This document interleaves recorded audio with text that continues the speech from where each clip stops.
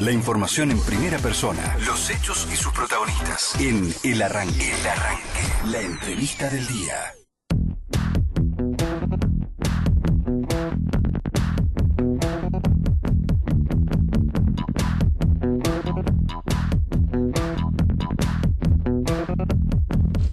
Hernán Lepcher está con nosotros en la mañana de hoy. Él es economista, está muy al tanto de la realidad, lo vemos siempre en diferentes medios de comunicación y cuando lo convocamos en Radio Sónica, en los diferentes programas, acá está. Así que muchas gracias por venir, Hernán.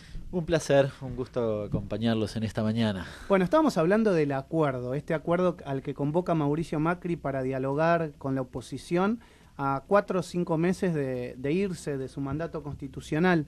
Vos recién me estabas comentando un artículo o en realidad unas pequeñas notas que publicaste en tus redes sociales.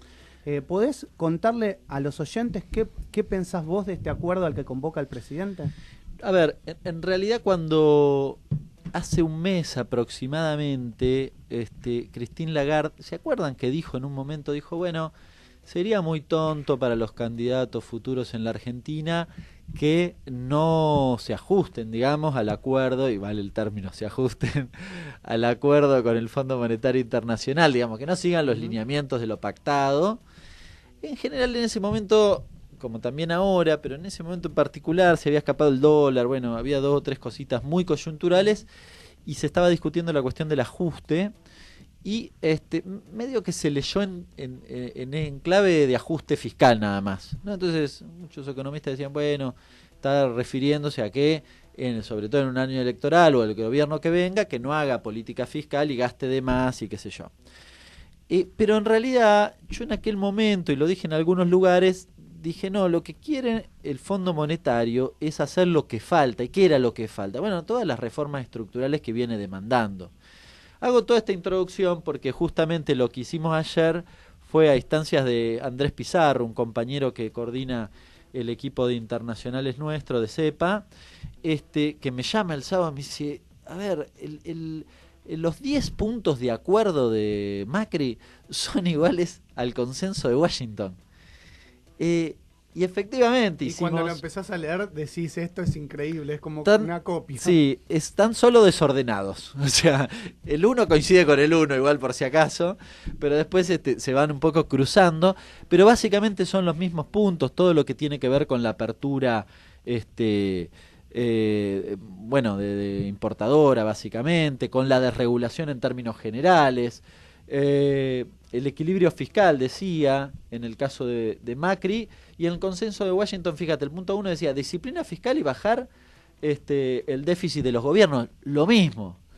Decía también el consenso de Washington, en el segundo punto, reorientar los subsidios de acceso a los servicios públicos, hacia la educación, salud, infraestructura, también en clave de lo que el propio gobierno ha hecho. El segundo punto es mantener al Banco Central con independencia. Bueno, esto tiene que ver todo con la cuestión de la desregulación, básicamente de la tasa de interés, que es lo que vivimos hoy en la Argentina, y que estaba en el punto 4 del consenso de Washington. Bueno, recién les decía, mayor integración al mundo, esto que supuestamente vino a hacer el gobierno, que nada, medio que no funcionó en términos de inversiones, sin embargo está ahí escrito para que supuestamente garanticemos de cara al futuro las distintas referencias de los distintos espacios políticos.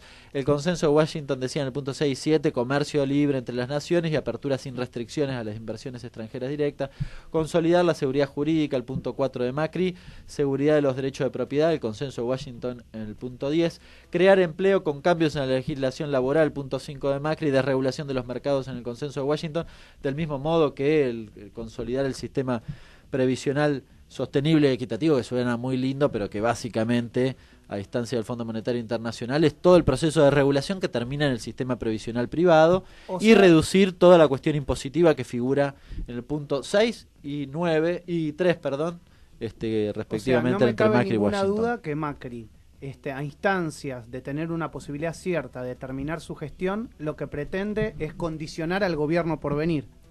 Bueno, eso definitivamente. Yo creo que antes que Macri, el Fondo Monetario, los dos. Pero estamos discutiendo, yo en estos días volví un poco a repasar algunas ideas que nosotros habíamos planteado en otro momento y que tienen que ver con que con preguntarse cuál es el rol del Fondo Monetario en esta etapa. Lo primero que surge es decir, bueno, los tipos hacen una apuesta en términos electorales de cara al año pasado, a este año, para ganar las elecciones con Macri a la cabeza, o con alguien afín, si se puede. Esto está claro. Pero que me parece que en términos más estratégicos hay una decisión de condicionar ad eternum a la Argentina. O sea, y de alguna manera cobrarle el desendeudamiento, la política de desendeudamiento del gobierno anterior, particularmente de haberse desembarazado del Fondo Monetario Internacional. Porque de hecho el crédito que le dan a la Argentina es un crédito que supera los límites del estatuto en principio, que además es el más grande de la historia del mundo, del Fondo Monetario. ¿Por qué nos dan tanta plata? ¿Qué nos quieren tanto? Bueno, en realidad es esto, es de alguna manera decir, miren, la experiencia de la Argentina, esa que le vendieron, que supuestamente sale adelante, que a los argentinos le va bien y qué sé yo, es una mentira, termina de esta forma. ¿Vieron que en este último tiempo no terminamos como Venezuela? No tiene ningún tipo de punto de contacto, pero no importa, supuestamente íbamos a terminar como Venezuela, estamos más cerca ahora de Venezuela que antes, pero no importa, íbamos a terminar como Venezuela.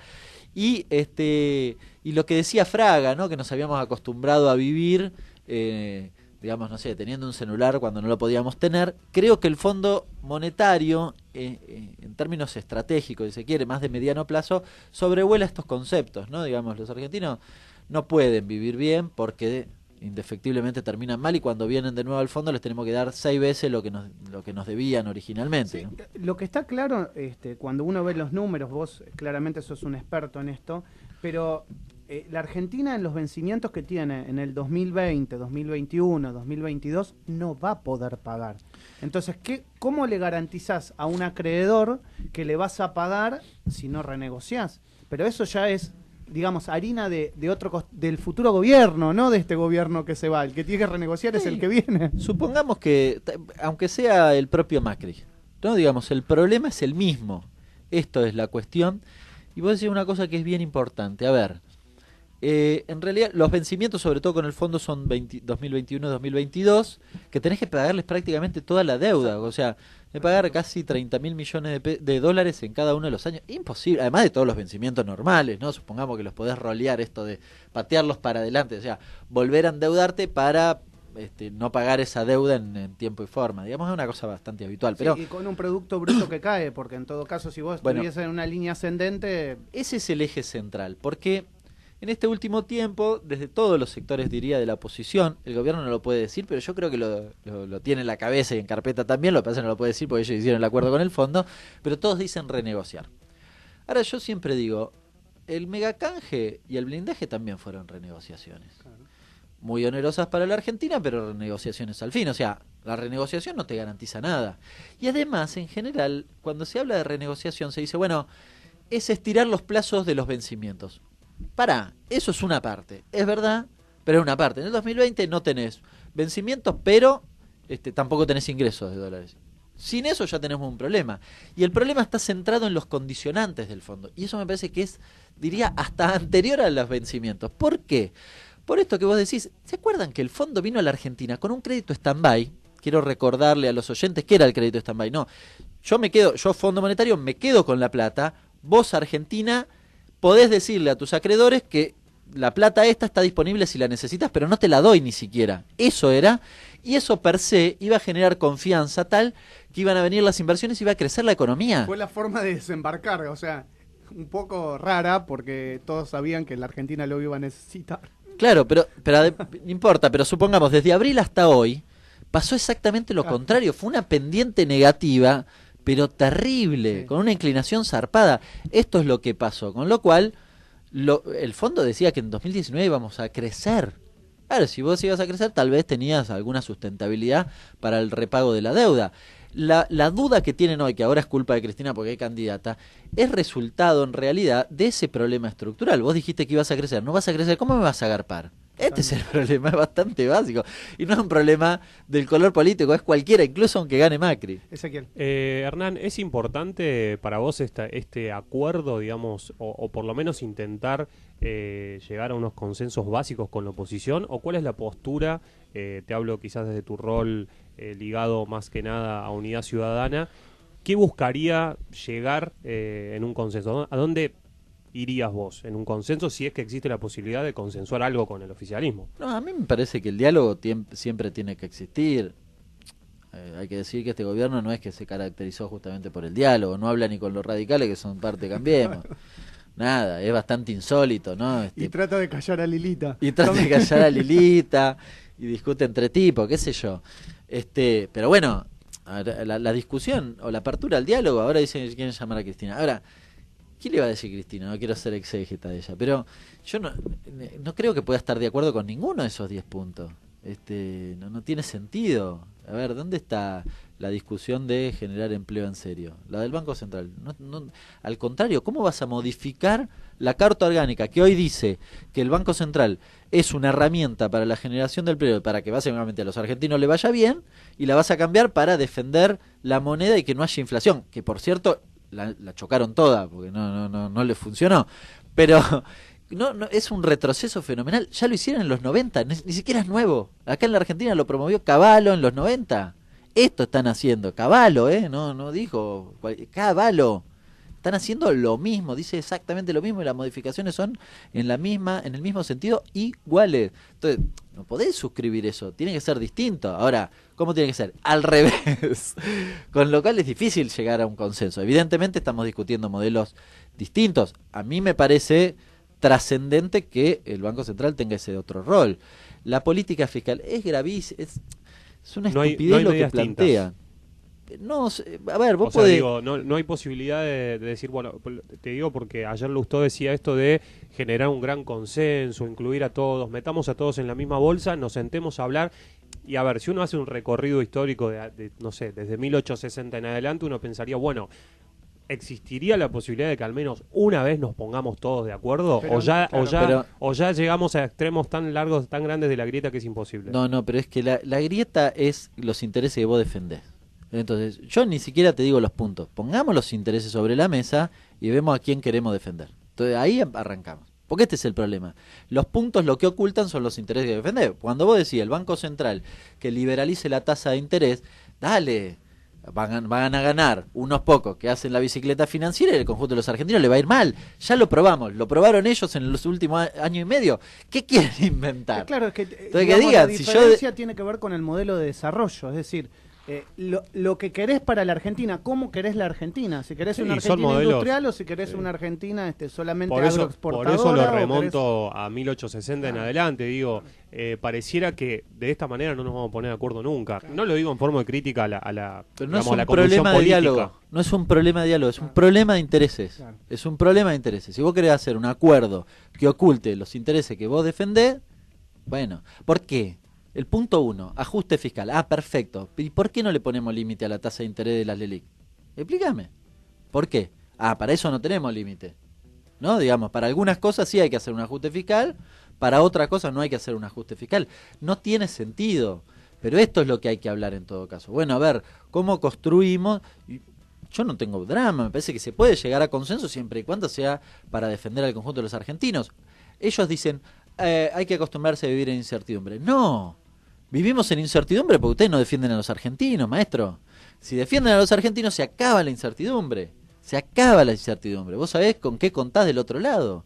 Ahora, ¿alguno de ustedes puede tener claro qué va a hacer el gobierno mañana? Si no sabemos ni siquiera cuál es el tipo de cambio que quieren. Por hablar de una variable macroeconómica general.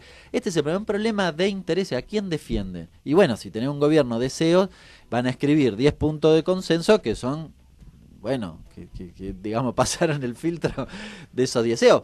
No por nada el Círculo Rojo está de acuerdo, pero por favor, que le pregunten a una persona de a pie si está de acuerdo. Claro. Augusto. Hernán, en relación con esto, te quería preguntar porque la realidad económica del país es tan frágil que hoy prácticamente cualquier cosa la altera. Amanecimos con que el dólar está en alza porque Trump le aumentó las tasas a China y eso nos afecta a nosotros. ¿Cómo cayó el acuerdo afuera y cómo nos afecta lo que ven desde afuera a nosotros, a los argentinos de a pie, como recién decías? ¿Qué es lo que puede esperar la gente de este acuerdo? No, yo creo que es un acuerdo que no va a tener, digamos, que no va a tener ninguna concreción real. Creo que el gobierno se equivoca hasta en su propia política. Yo no comparto ninguno de los puntos, pero ¿por qué digo que se equivoca? Y porque si vos operás para que en el día de ayer el diario Clarín ponga en su tapa que hablaron con Massa o no sé qué, o la oposición para hacer un mega acuerdo, y a los 2 minutos Massa te sepulta todo y lo masacra al presidente, un inversor de afuera lo único que ve es que es un conventillo, ¿sí? Lo estoy contando, haciendo el relato en clave ortodoxa, o sea, en el lenguaje del propio gobierno. Creo que se equivocan, o sea, para la construcción de confianza que ellos quieren es un grave error. Yo no construiría confianza así, yo regulo, es diametralmente opuesto, nunca haría eso, pero digamos, en clave del propio gobierno, creo que se tiran de nuevo un tiro en los pies, porque les va a salir mal, ya están leyendo, Labaña le dijo esto, Massa le dijo esto, Cristina, bueno, directamente les va a decir, muchachos, dale, no jodamos, con lo cual no tiene el más mínimo sentido. El tipo que ve de afuera dice, bueno, excepto que quieran recorrer el camino de la victimización, que me parece que es lo que quieren hacer, pero creo que a esta altura tienen picado el boleto. No creo que puedan amortizar mucho más eso, que ya lo han hecho, pero no creo que puedan amortizarlo mucho más. Hernán, te meto un poco en el tema político. Bueno, sos concejal de San Martín por Unidad Ciudadana. ¿Cómo vas viendo la provincia de Buenos Aires y el conurbano y el armado del peronismo para eventualmente llegar a hacerse de las ciudades que se perdieron en la última elección? No, yo, a ver, creo que la situación que vivimos los argentinos es realmente muy traumática y me parece que, me guste o no me guste, tal vez me hubiese gustado tener más consensos en el debate, pero lo cierto es que hay muchos consensos, más de lo que tal vez salen en los diarios, sobre todo en el sector de la oposición vinculada al peronismo, digamos, respecto de lo que vivimos los argentinos, porque la realidad es brutal. Porque la verdad la estamos pasando mal y porque vos caminás hace 2 cuadras y la gente está a las puteadas. Esta es la cuestión. Y me parece que ningún dirigente, por más obtuso que sea, de buena leche... ¿Solo palpás más la gente a las puteadas en el conurbano que en la capital? ¿Cómo te lo pregunto porque, viste... Más o menos. No. Te digo que en todos lados. En el conurbano, sí. Pero, mira, a mí me llama poderosamente la atención. Nosotros estamos en plena campaña en San Martín. Sí. Y cuando hacemos, por ejemplo, de estos últimos fines de semana hicimos rastrillaje, ¿viste? Hicimos volanteada en distintos lugares. El sábado los compañeros pusieron una mesa en Plaza Roca. Plaza Roca en pleno Ballester, digamos la zona un poco más acomodada de San Martín, si se quiere. Y lo que me decían es que les sorprendía la excelente recepción de un volante donde está Lecher y Cristina uno al lado del otro, digamos. No andábamos con eufemismo. Es decir, les llamaba la atención la muy buena recepción de gente que evidentemente no ha votado tal vez a Scioli en el 2015, por ejemplo, o a Cristina en el 2017, y creo que tiene que ver justamente con esto. Hace unos días, por poner el extremo opuesto, ¿no? Hace unos días Grobocopatel, el 14 de marzo de este año, había dicho, pagamos más impuestos, pero estamos contentos porque confiamos en Macri y acordamos con Echeverri que va a sacar las retenciones. La semana pasada, dijo, bueno, en realidad el próximo gobierno tiene que entender en la situación en la que estamos, nunca fui antiperonista, si gana Cristina, bueno, no pasa nada, ojalá que sea con otro entorno, y dijo, bueno, si las retenciones sirven para reducir la incertidumbre, no está tan mal. Un tipo que no es del segundo cordón del conurbano, digamos, y que está viendo otra cosa. Pero están abriendo el paraguas antes de que llueva. Probablemente, pero además, porque este gobierno tiene una característica, a diferencia de la década de los 90, por ejemplo, que los dos fueron de tinte neoliberal, pero no beneficia ni siquiera su base de sustentación electoral en términos materiales. Les va mal a Constantini, que dice dejé de ser billonario y ahora soy millonario. El menemismo tenía un 25%, tal vez aquel que tenía laburo y un laburo registrado, bueno, qué sé yo, bueno, en términos materiales le iba bien en la década de los 90. Ahora no pasa ni siquiera eso. Esto es muy llamativo y uno palpa que en cualquier sector social, económico, putean a Macri. Pero sigue habiendo aquellos, sobre todo, yo lo digo por gente de Capital Federal, por la cual uno a veces charla, te dicen, bueno, la verdad hizo todo mal este gobierno, pero no quiero que Cristina vuelva con su entorno, o no me gustaría Cristina con el entorno que tenía. ¿Y cómo llegás a esa gente?